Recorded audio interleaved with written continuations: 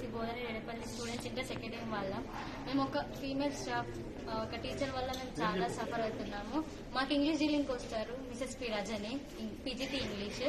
తన వల్ల మేము చాలా సఫర్ అవుతున్నాం. చిన్నదానికి పెద్దదానికి పనిష్మెంట్స్ ఇవ్వడము. నిన్న జస్ట్ మా ఫుడ్ మాకు అడిగిన దానికి క్వశ్చన్ చేస్తే మమ్మల్ని తిట్టిరు, వర్డ్స్ కొన్ని యూజ్ చేసారు, బ్యాడ్ గా యూజ్ చేశారు మా ముందు.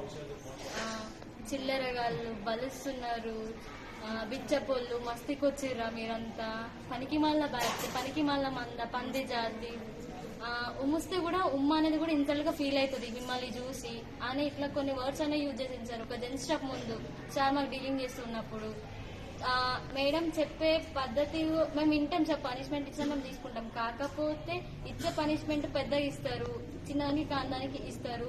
మేము చెప్పే మా వర్షన్ కూడా మేడం అసలు వినరు, మమ్మల్ని అర్థం కూడా చేసుకోరు. మా పర్సనల్ ప్రాబ్లమ్స్ ఉండి మేము ఏదైనా ఫ్రెష్ అప్ అవడానికి వెళ్ళినా కూడా అసలు కేర్ కూడా చేయరు. రూల్స్ బ్రేక్ చేస్తున్నారని అడుగుతున్నారు. ఒక అమ్మాయిని అట్లా సస్పెండ్ చేసి 5 days వరకు పర్సనల్ ప్రాబ్లమ్స్ తను ఫ్రెష్ అప్ అయితే అప్పుడు చేసారు, అట్లా సస్పెండ్ చేసారు. మేము ఏం చెప్పుకోలేక ఈ రోజు మేము బయటకు రావడానికి కారణం అంటే సార్ ప్రిన్సిపల్ సార్ లేరు, లీవ్ లో ఉండే కాబట్టి. ఇన్స్టిట్యూట్ వల్ల మాకు ప్రాబ్లం లేదు, ప్రిన్సిపల్ వల్ల ప్రాబ్లం లేదు, టీచర్ వల్ల ప్రాబ్లం లేదు, అటెండర్స్ కూడా మా వల్ల ప్రాబ్లం లేదు సార్.